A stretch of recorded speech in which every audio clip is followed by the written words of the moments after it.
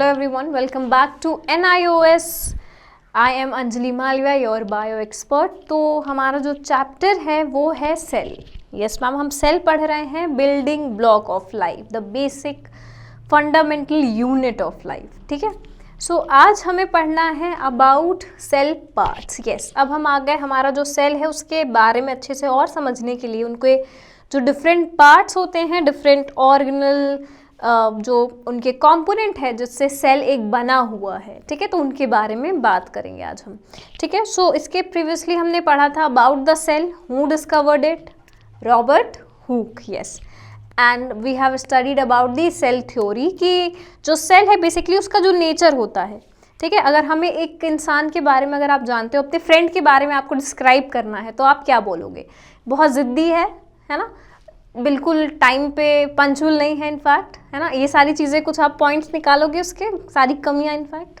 तो उसी तरह से हमने जो सेल के बारे में स्टडी किया, तो सेल के बारे में उनका जो नेचर है वो किस तरह से परफॉर्म करते हैं, इनके बारे में हमने कुछ पॉइंट्स बनाए और उसको थ्योरी बोल दी। ठीक है, तो जैसे आपके फ्रेंड थ्योरी हो गई, वैसे ही एक सेल थ्योरी हो गई। तो उसमें हमने कुछ पॉइंट्स देखे, मेजर पॉइंट्स, कि सारे लिविंग ऑर्गेनिज्म सेल से बने हैं, चाहे वो सिंगल हो, एक सेल से बने हो, या फिर एक से ज़्यादा सेल से बने हो, बट वो सेल से ही बने होते हैं। ठीक है, तो सेल जो है इसीलिए हम इसको बेसिक यूनिट बोलते हैं लाइफ की। ठीक है, जिंदगी की। फिर हमने ये देखा कि जो सेल है वो उसका बेसिक यूनिट है, बेसिक स्ट्रक्चर जो है उसका, फंक्शन जो है वो एक मेजर फंक्शन है उसका। फिर हमने देखा कि जो सेल है वो प्री एग्जिस्टेंस जो सेल है उन्हीं से आती हैं, तो मतलब सेल डिवीजन होता है उसमें, तो 1 से 2 एंड इस तरह से वो कंटिन्यू होती हैं। ठीक है, सो ये कुछ पॉइंट्स थे जो कि सेल थ्योरी में हमने देखे। तो scientist behind the cell theory is very important, ध्यान रखना इस चीज़ को भी। फिर हमने डिस्कस किया था, जो कि लास्ट लेक्चर में डिस्कस किया था, अबाउट द सेल टाइप्स। ठीक है, तो हमने देखा था प्रोकैरियोटिक, यूकैरियोटिक। प्रो मतलब भाई प्रिमिटिव, बहुत जल्दबाजी में जो आए थे, है ना, तो सामान अपना छोड़ के आए थे, कुछ सेल के जो पार्ट और होने चाहिए थे वो छोड़ के आए थे। सो उनमें न्यूक्लियस नहीं है, well defined, double membrane organelle नहीं थे वो। ठीक है, फिर हमने देखा यूकैरियोटिक्स, सब्र करके आए, आराम से एक एक सामान अपना रख के आए अपने अंदर, है ना, तो उनमें जो सेल के पार्ट्स हैं वो प्रेजेंट हैं। फिर हमने क्या देखा कि प्लांट और एनिमल सेल के बारे में भी देखा भाई, कि how a plant and an animal cell differ from each other, है ना, कि उनमें वैक्यूल एक में नहीं है, एक में है, और क्लोरोप्लास्ट एक में है, एक में नहीं है, क्योंकि हम फोटोसिंथेसिस नहीं करते, तो एनिमल में भाई नहीं है। प्लांट में है ग्रीन कलर जो पिगमेंट है, chlorophyll and all these things, तो ये प्लांट में है, हमारे एनिमल में नहीं है ये सारी चीज़ें। ठीक है, आज हम पढ़ेंगे अबाउट दी सेल पार्ट्स। ठीक है, सेल ऑर्गेनल, बहुत सारे इनफैक्ट पार्ट्स हैं, जैसे हमने देखा था न्यूक्लियस है, राइबोसोम है, एंडोप्लाज्मिक रेटिकुलम है मैम, उसमें भी 2 हो गया, स्मूथ और रफ वाला, राइट। फिर cell wall, cell membrane, plasma membrane, what, तो ये सारी चीज़ें थी। तो आज हम बहुत सारों को तो डिस्कस नहीं कर पाएंगे, बट यस कुछ इंपॉर्टेंट जो है उनको पहले डिस्कस करेंगे, एंड देन कुछ लेक्चर्स जो हमारे नेक्स्ट होंगे उसमें हम सिर्फ सेल पार्ट्स के बारे में ही पढ़ेंगे। ओके, तो सेल पार्ट्स के बारे में पढ़ने से पहले ज़रूरी है भाई कि आप थोड़ा सा नाम वाम याद कर लो, है ना, तभी आप थोड़ा सा उसको क्लियरली समझ पाओगे। तो ये एक प्लांट सेल है, ये एक एनिमल सेल है। ठीक है, तो प्लांट सेल, एनिमल सेल, तो ये कुछ नाम हैं जो कि दोनों में कुछ सिमिलर होंगे, कुछ डिफर करेंगे। ठीक है, तो सिमिलर जो है उनको हम पहले पढ़ लेंगे, जो डिफर करेंगे उनको बाद में, ऐसे पढ़ लेंगे हम अच्छे से। ठीक है, तो उसकी ज़रूरी है कि आप थोड़ा सा उनका नाम वाम याद कर लो भाई, है ना। सो ये है आपकी प्लांट सेल। सेल वॉल, एक वॉल जैसा स्ट्रक्चर है। ठीक है, ये देखो वॉल जैसा स्ट्रक्चर है, एक ग्रीन कलर का ये वाला जो पोर्शन है, ये एक वॉल जैसा आउटर कवरिंग है, लेयर है। अब वॉल का काम क्या होता है, जो बाहरी चीज़ें हो रही हैं उनसे आपको प्रोटेक्ट करना। मान लो आप एक रूम में हो, ठीक है, प्रॉपर वॉल सब कुछ बना है, ठीक है, एक प्रॉपर रूम है, तो बाहर आंधी तूफान हो रहा है, बारिश हो रही है, तो आप अंदर प्रोटेक्टेड रहोगे। ठीक है, आप अंदर सूखे साखे रहोगे, आप गीले नहीं होगे, क्योंकि आपके पास एक प्रोटेक्टिव लेयर है ना, जिसको हम वॉल बोल रहे हैं भाई। अगर घर में दीवारें है ना, जो दीवारें होती हैं वो आपको प्रोटेक्ट करती हैं। ठीक है, तो जो बाहर आपका बारिश इतना हो रहा है तो आप उससे भीगोगे नहीं। तो इसी तरह से ये जो सेल वॉल है इनका भी काम कुछ ऐसा ही है। ठीक है, तो सेल वॉल क्या करेंगी ये जो ऑर्गेनल सारे हैं इनको बाहर जाने से बचाएंगी, ठीक है। ऐसा नहीं है कि ये लोग कहेंगे कि हम घूम फिर आए फिर हम आ जाएंगे रात तक आपके अंदर, ये सेल के अंदर वापस से, तो ऐसा तो पॉसिबल नहीं है, क्योंकि मान लो अगर इनका दिमाग वो हो गया कि हमें नहीं आना, में बाहर ज़्यादा अच्छा लग रहा है, तो प्रॉब्लम हो जाएगी ना। इसीलिए ये सारे जो ऑर्गेनल हैं, ये जो सारे पार्ट्स हैं, ये सब इसके अंदर रहें, इस बाउंड्री के अंदर रहें, ये इंश्योर कर रहा है हमारा सेल वॉल, ठीक है। फिर सेल मेम्ब्रेन, अगेन ये वाला जो लेयर हो गया उसके अंदर का लेयर सेल मेम्ब्रेन, तो इनका भी काम कुछ ऐसा ही होगा, है ना। फिर वैक्यूल, अब ये देखो कितना बड़ा सा वैक्यूल है, ये जो ब्लू वाला पोर्शन है ये,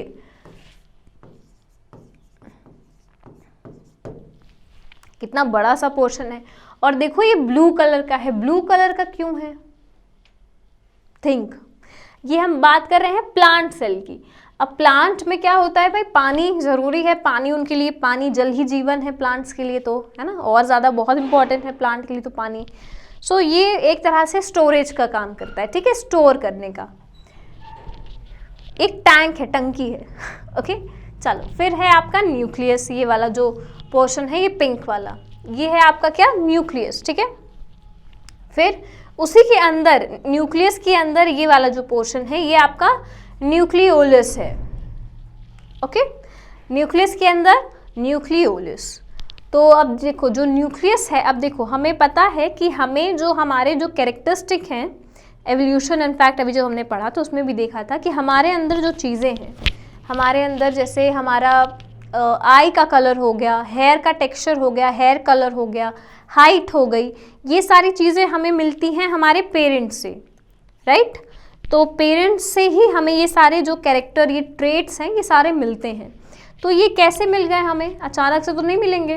तो हमें पता है कि हम जो है एक बेबी, अगर हम एक चाइल्ड की बात करें, सो वो हाफ मदर का उनमें होता है, हाफ फादर का होता है, और दोनों मिल करके उनमें फ्यूजन होता है, फर्टिलाइजेशन होता है, और वो एक चाइल्ड बनता है भाई, ठीक है। सो ये ट्रेट जो है, ये जो न्यूक्लियस, ये जो क्रोमोजोम इनमें होते हैं, उनमें डीएनए होता है, ठीक है। आप सबने क्राइम शोज बहुत सारे देखे होंगे, सो उसमें होता है ना डीएनए मैचिंग और ये वो, राइट। तो ये जो डीएनए है हमारा, ये हमारे जो पेरेंट हैं, जो बायोलॉजिकल पेरेंट होते हैं, उन्हीं से मिलता है, ठीक है। सो ये हमारा जो पासिंग ओवर दिस ट्रेट, ये जो जीन है हमारी, वो हमारे पेरेंट से हमें मिली है, ठीक है, विरासत में मिली है। तो ये सारी चीज़ें हमारा जो, ये कौन इसको सबको मैनेज करता है, ये यही वाला पार्ट है एक सेल का, ठीक है। चाहे हम प्लांट की बात करें, प्लांट की बात करें तो अगर रोज़ है, ठीक है, गुलाब का फूल है, गुलाब का पौधा है, और उससे एक नया पौधा आया, तो वैसा तो नहीं कि गुलाब का हमने लगाया तो उसमें आम निकलने लगेगा। भाई गुलाब का है तो गुलाब ही निकलेगा, आम तो निकलेगा नहीं, है ना मैम, ऐसे कैसे बात कर रहे हो आप, ऐसे थोड़ी होता है। तो निकलेगा तो गुलाब ही, तो वो जो गुलाब निकलेगा वो कैसे निकलेगा, क्योंकि वो जो उनके पेरेंट हैं, जो जहाँ से हमने जो गुलाब के पौधे से उनको एक थोड़ा सा पार्ट, तो उनमें क्या कैरेक्टरिस्टिक है, वही गुलाब की है, आम वाली नहीं आ जाएंगी। इसीलिए जो पेरेंट है उन्हीं से जो उनके ऑफस्प्रिंग होंगे, जो उनके नेक्स्ट जनरेशन है, वो सेम रहेगी, ठीक है। तो ये वाला जो फंक्शन है, ये यही भाई साहब संभालते हैं, ये दोनों मिल करके इस पोर्शन को संभालते हैं, चाहे हम एनिमल की बात करें, चाहे हम प्लांट की बात करें। क्लियर है? चलो फिर आता है आपका क्लोरोप्लास्ट।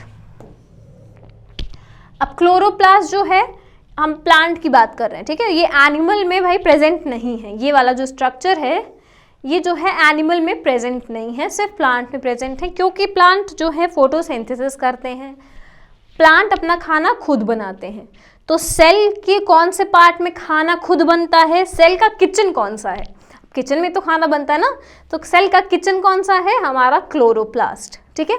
सो ये आपका जो लीव होता है, जो पत्तियां होती हैं, वहाँ पे प्रेजेंट होते हैं ये जो, तो ये इनमें क्लोरोफिल होता है, ठीक है, क्लोरोफिल होता है जो कि ट्रैप करता है जो सनलाइट की एनर्जी है, ठीक है, और उससे खाना बनता है।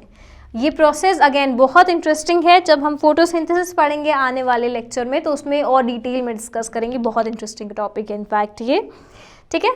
देन माइटोकॉन्ड्रियन, ये दोनों में होते हैं, एनिमल और प्लांट दोनों में, और इनको हम बोलते हैं पावर हाउस ऑफ एनर्जी, ठीक है, इनको power house of the cell बोलते हैं। तो ये पावर हाउस है, ये क्या है हमारे सेल के पावर हाउस है, ठीक है, पावर हाउस है। चलो, तो यहाँ से सारा एनर्जी वाला जो सिस्टम है ना, कि एनर्जी हमें चाहिए, हमें इसके लिए चाहिए, तो सब लोग के जितनों को भी एनर्जी की रिक्वायरमेंट होती है वो सब इन्हीं से कांटेक्ट करते हैं। Okay, so for energy contact mitochondria, for food contact chloroplast, for gene and all these characters contact nucleus. Okay, for water contact vacuole, for for protection contact cell wall, cell membrane. Clear है? चलो, then cytoplasm. Cytoplasm में जो fluid है ना, देखो ये तो सारे पार्ट्स हो गए है ना, ये सारे पार्ट्स हो गए, गोल गोल गोल गोल, ये सारे जो स्ट्रक्चर हैं। बट अदर देन दैट ये किन में रहते हैं, ये अंदर ये जो फ्लूइड, ये जो आप देख रहे हो ये वाला सारा पोर्शन, ये जो खाली पोर्शन है, इसको हम बोलते हैं साइटोप्लाज्म। ठीक है, तो ये फ्लूइड है हमारा, ये फ्लूइड है एक हमारे प्लांट सेल का। ठीक है, क्लियर है? तो ये फ्लूइड जो है दोनों में प्रेजेंट है, एनिमल में भी और उनमें भी। फिर हैं ये आपके राइबोसोम्स। अगेन राइबोसोम्स का भी इम्पॉर्टेंट फंक्शन है प्रोटीन सिंथेसिस में। ठीक है, प्रोटीन सिंथेसिस में है, सो इसको हम अभी और डिटेल में पढ़ेंगे आगे। चलो, ठीक है, तो इतना क्लियर है। एक काम ये करो बच्चे कि आप एक रफ डायग्राम बना लो, क्योंकि खुद से बनाओगे तो ज़्यादा समझ में आएगा, क्योंकि लर्न करना आई अंडरस्टैंड थोड़ा सा डिफिकल्ट होता है एट योर एज। तो ऐसा करो, आप ऐसा कुछ एक स्ट्रक्चर बनाओ, क्योंकि ये देखो ये क्या है, कुछ भी नहीं है, ये एक राउंड सा बनाओ, सर्कल बनाओ, ऐसा कुछ स्ट्रक्चर बना दो, एक ये सन बना दो, ये बना दो, बन गया आपका। ठीक है, सो एक काम ये करो कि इसका स्क्रीनशॉट लेकर के मेक श्योर ये स्ट्रक्चर एक अपनी नोटबुक में बनाओ and note down all these names, और उनके आगे ये सारे फंक्शंस लिख लो। ठीक है, जो मैंने भी आपको समझाए हैं। It will going to help you, क्योंकि आपको एक पूरा सेंटेंस नहीं पढ़ना रहेगा, कुछ कुछ जो की टर्म्स हैं वो समझ गए तो आप लिख सकते हो, राइट? सो मेक श्योर ये काम करो, आपके लिए अच्छा है ये। ठीक है, चलो अब आते हैं हम एनिमल सेल में। अब प्लांट की बात कर ली, थोड़ा सा एनिमल की भी कर लेते हैं। ठीक है, तो ये देखो, ये कुछ हमारी एनिमल सेल जो है वो कुछ ऐसी दिखती है। ठीक है, यस, तो देखो इनमें आपका ये देखो न्यूक्लियोलस, देन यो न्यूक्लियर, ये देखो न्यूक्लियस, फिर इसके अंदर ये न्यूक्लियोलस, फिर साइटोप्लाज्म। साइटोप्लाज्म अगेन वही फ्लूइड जो कि हमारा प्लांट में था ना, वो सेम चीज़, ये जो लिक्विड वाला पोर्शन हो गया।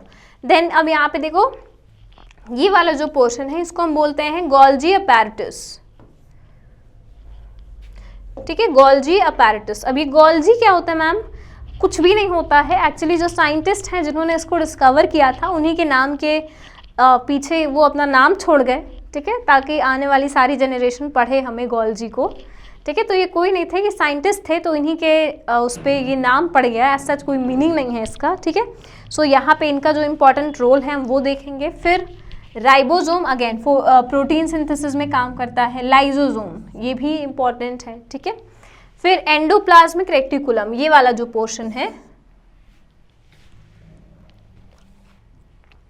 यस, तो कुछ इस तरह का स्ट्रक्चर देखो, ये बहुत ज़्यादा मेरे को मज़ा आता है बनाने में। ओके, कुछ इस तरह का उनका स्ट्रक्चर होता है। ठीक है, ये आपका एंडोप्लाज्मिक रेटिकुलम है। ठीक है, और ये भी ना दो टाइप के होते हैं, एक होता है स्मूथ, ये वाला जो एंडोप्लाज्मिक है ये दो टाइप के होते हैं, एक होता है स्मूथ, एक होता है रफ। अब स्मूथ और रफ कैसे होगा? जो स्मूथ है वो एकदम क्लियर स्मूथ रहेगा। ठीक है, बट अब जैसे देखो यहाँ पे ये वाला जो स्ट्रक्चर है ये रफ है। क्यों? क्योंकि ये देखो ये जो पर्पल डॉट्स हैं छोटे छोटे स्मॉल से, ये क्या है? राइबोसोम है ना, राइबोसोम है। तो ये राइबोसोम जब एंडोप्लाज्मिक के ऐसे सरफेस पे अटैच हो जाते हैं, एज यू कैन सी, ये देखो यहाँ पे है ना, ऐसे कुछ इस तरह से ये देखो अटैच हो गए, तो उसको हम बोलते हैं रफ एंडोप्लाज्मिक रेटिकुलम। ठीक है, जब राइबोसोम अटैच्ड हो जाते हैं इनकी सरफेस पे। क्लियर है? ये लिख लेना कहीं। ठीक है, और स्मूथ जब अटैच नहीं होते हैं, एकदम स्मूथ चिकने चिकने से रहते हैं, तब वो स्मूथ एंडोप्लाज्मिक रेटिकुलम कहलाते हैं। रफ कब कहलाते हैं? जब राइबोसोम जो हैं, ये वाले जो राइबोसोम हैं, ये इनकी सरफेस पे इस तरह से अटैच हो जाते हैं। क्लियर है? यस मैम, क्लियर है। चलो, फिर सेल मेम्ब्रेन। अब सेल वॉल देखो नहीं है, सेल मेम्ब्रेन है। Then we have the mitochondrion, mitochondria है आपके पास। Power house of the cell, तो इनके पास सारी एनर्जी है। अगेन फॉर एनर्जी ये भी कांटेक्ट करते हैं माइटोकॉन्ड्रियंस को, ठीक है, mitochondria, they are the power house.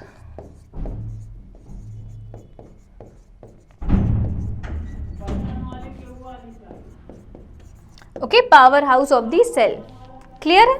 चलो, सो ये हमारे पार्ट्स होते हैं, कुछ इस तरह से ये दिखते हैं, ठीक है। तो एक काम ये भी करना, एनिमल सेल को भी सेपरेटली बना लेना, ठीक है, अच्छा रहेगा। अब देखो इनकी स्ट्रक्चर देख लो, ये थोड़ा स्क्वायर शेप के हैं, है ना, और इनका ऐसा कोई शेप नहीं है, ठीक है। यहाँ पे ही राउंड है बट ऐसा कुछ इनका वो नहीं है। चलो, सो अब हम सारे जो पार्ट्स हैं उनको एक बार डिटेल में पढ़ लेते हैं, ठीक है। तो आज हम स्टार्ट करेंगे, जो हमारा पार्ट है वो है हमारा जो आज का वो है न्यूक्लियस, ठीक है।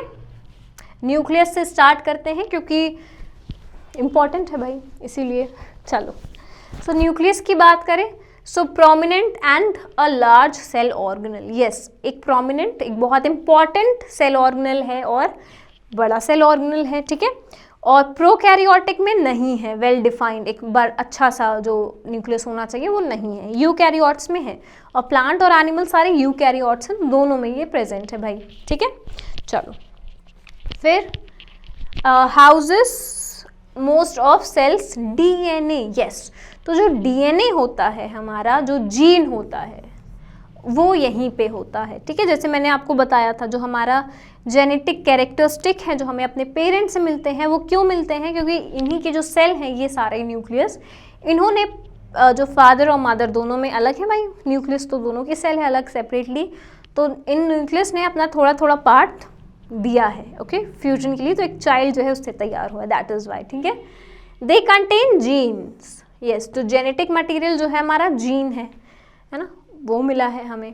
Then controls the activity of the other cell organelle, अच्छा, तो ये जो है भाई साहब, ये सिर्फ इतना ही नहीं करते हैं कि अपने काम से काम नहीं रखते हैं, इनफैक्ट जो बाकी के सेल ऑर्गेनल हैं उनकी एक्टिविटी को भी कंट्रोल करते हैं, ओके। चलो, अब देख लो एक बार और स्ट्रक्चर न्यूक्लियस का, इनकी शक्ल एक बार और देख लो। ये वाला जो आपका ये पिंक वाला पोर्शन है ना, ये पूरा ये न्यूक्लियस है, इसके अंदर क्या है, ये न्यूक्लियोलस, ठीक है। फिर सेम चीज़ यहाँ पे भी, ये न्यूक्लियस है, ये क्या है सेंटर में, न्यूक्लियोलस, ओके। एंड ये जो है एक कवर होता है इनमें, आउटर कवरिंग, जिसको बोलते हैं न्यूक्लियर एनवेलप। एनवेलप मतलब जैसे ये देखो इस तरह से इनको कवर करते हैं, ठीक है, क्लियर है। चलो, तो ये न्यूक्लियस है। Then structure of the nucleus, चलो और देख लेते हैं भाई न्यूक्लियस के बारे में। स्पेरिकल और the oval shape structure, yes, इनका स्ट्रक्चर हमने अभी देखा ही वही। Then most cell have a single nucleus, तो कुछ सेल जो हैं, डिफरेंट टाइप्स है ना सेल के, तो कुछ सेल में सिंगल रहता है न्यूक्लियस, ऑल्दो सम, कुछ में, सच एज मैच्योर आरबीसी, जो आरबीसी होती है आपकी red blood cell, red blood cell, ठीक है, जो हमारा ब्लड है वो किन से बना है भाई, red blood cell, white blood cell, plasma, platelets, इन्हीं सब से बना है। तो जो रेड ब्लड सेल्स होती हैं उनमें न्यूक्लियस जो है नहीं प्रेजेंट होता, दिस इज वेरी इंपॉर्टेंट, ठीक है। If you are preparing for a competitive examination, है ना, कॉम्पिटिटिव का मतलब जो नीट वीट है, इन सब के लिए अगर आप प्रिपेयर कर रहे हो फ्यूचर में, सो ये सारी चीज़ें बहुत ज़्यादा इंपॉर्टेंट है, ध्यान रखना, ठीक है। आरबीसी जो होती है mature, again mature RBC, mature का मतलब एकदम अडल्ट समझदार आरबीसी जो है आपकी, उनमें जो है न्यूक्लियस नहीं होता है, ठीक है।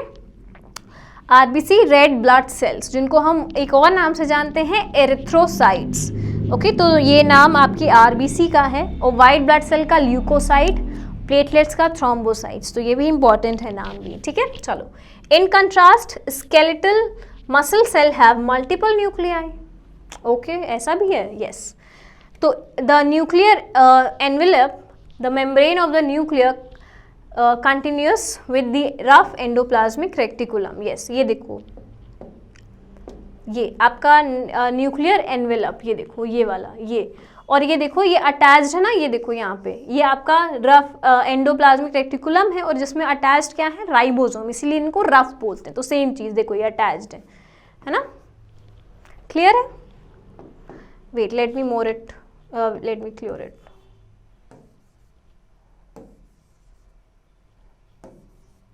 चलो, अभी देखो, ये आपका न्यूक्लियर जो एनवेलप है ये वाला पोर्शन,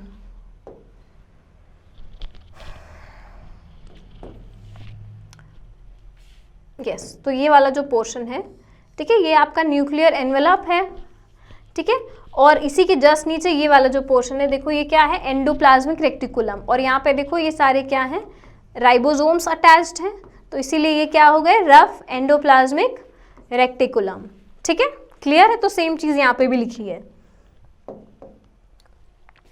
ये जो न्यूक्लियर एनवेलप है, it's a membrane of the nuclear which is continued by the rough endoplasmic reticulum, ठीक है। तो न्यूक्लियर पोर्स होते हैं इनमें, अगेन पोर्स का मतलब छोटे छोटे से छेद। फिर then each nuclear pore consist of a circular arrangement of protein surrounding a large central opening, okay, clear है, ये बहुत सिंपल सा लिखा है यहाँ पे। So I hope this much is clear to you. ये हमने पढ़ा न्यूक्लियस के बारे में, ठीक है, इंपॉर्टेंट है, ध्यान रखना इन चीज़ों को। इनमें क्या होता है, जेनेटिक मटेरियल होता है जिसको हम क्या बोलते हैं, डीएनए बोलते हैं, ठीक है। और जो एक बायोलॉजिकल पेरेंट है वहाँ से जो एक चाइल्ड में कैरेक्टरिस्टिक का पास ऑन होता है, तो वो डिपार्टमेंट जो है ना वो यही मैनेज करते हैं, ठीक है, जो जीन है, डीएनए है आपका, okay. I hope this is clear to you. अब नेक्स्ट लेक्चर में हम पढ़ेंगे इसके आगे के सेल ऑर्गेनेल, ठीक है।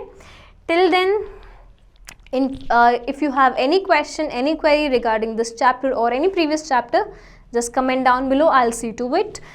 And for any other query, just contact on this number or visit the website, okay. So yes, till then just stay at your home, stay safe. Thank you.